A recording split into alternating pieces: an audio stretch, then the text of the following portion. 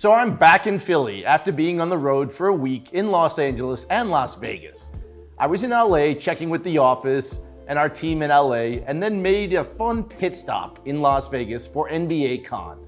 So the NBA launched its first NBA Con to go along with the launch of G League in Vegas. Now, when we were approached by the NBA asking if we'd want to do a talk at NBA Con, I of course jumped at the opportunity. And more of the watch business is being affected by popular culture, and many of the biggest names in the NBA have become some serious watch collectors and now influence the market. Now, historically, the watch business and collectible watch values were always affected by provenance. If a famous person had owned a watch, like Eric Clapton, Paul Newman, James Packard, Henry Graves, the watch would bring a premium, especially at auction. What we have seen over the past 5 years is that with the explosion of social media, modern watch values are being dramatically affected by sports figures and Hollywood stars alike. And they are making high-end watches more mainstream and bringing heightened awareness to the watch space. Now, we were lucky enough to have the speaking spot right in front of Kareem and Wembanyama. And while it might have looked like we drew a huge crowd, most of the people were stuck listening to us while they waited to hear from the rookie sensation.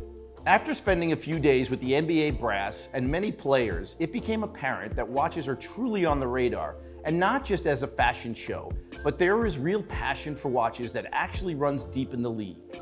Now, Jordan, Giannis, Chris Paul have all been known to be big watch collectors, and we are seeing the watch bug fully infect the league and has been spreading throughout pop culture. Now, we really saw this phenomenon with the coverage of Michael Rubin's famous White Party in the Hamptons.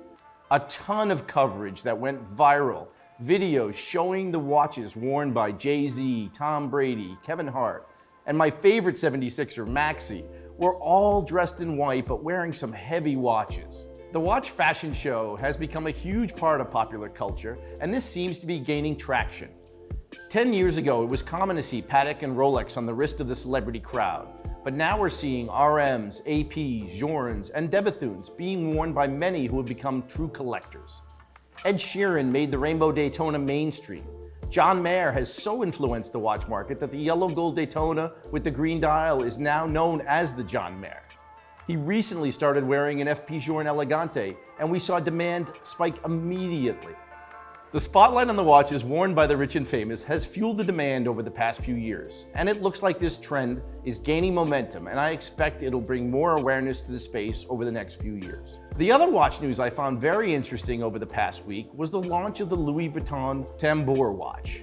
Now, I have to admit, typically the launch of an LV watch would bring yawns from the watch collecting community, and certainly would not be something we'd be discussing at WatchBox. But something different seems to be happening here.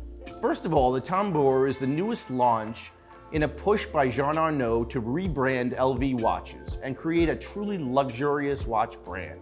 The watch itself has received rave reviews from the likes of Waco at Revolution and by many serious collectors in the watch space. The integrated bracelet is thin, sleek, has an interesting departure from the true sports watch. The watch is genuinely good looking and contains a proprietary movement that is impressive.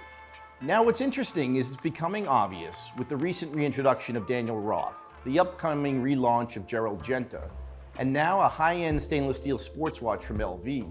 We are seeing LVMH make a serious push into a space that they've already shown some success in.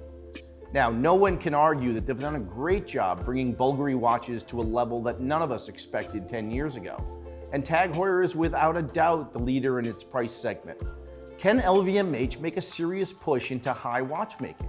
They certainly have the next generation of the Arnault family heavily invested in the space. And as arguably the best luxury marketers in the world, it will be very interesting to see how the brand develops over the next few years.